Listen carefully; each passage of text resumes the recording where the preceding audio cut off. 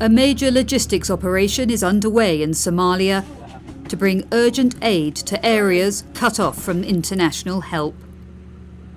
The Somali government and African Union peacekeepers retook these areas, but the roads remain dangerous, so critical supplies are brought in on special chartered flights.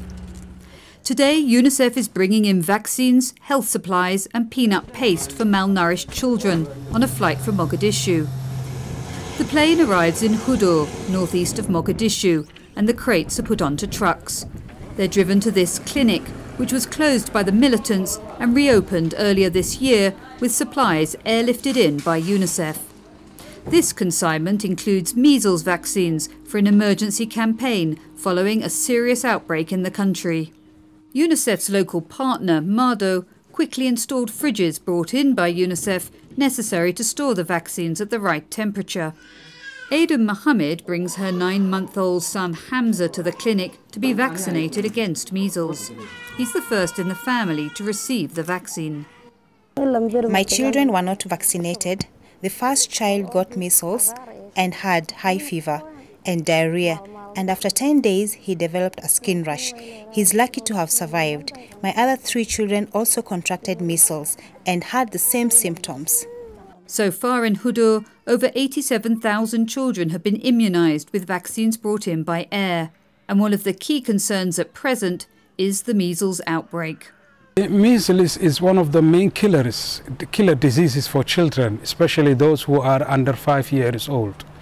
And Somalia, as a country, had a very difficult situation and circumstances where many communities were cut off from health services because of accessibility and security.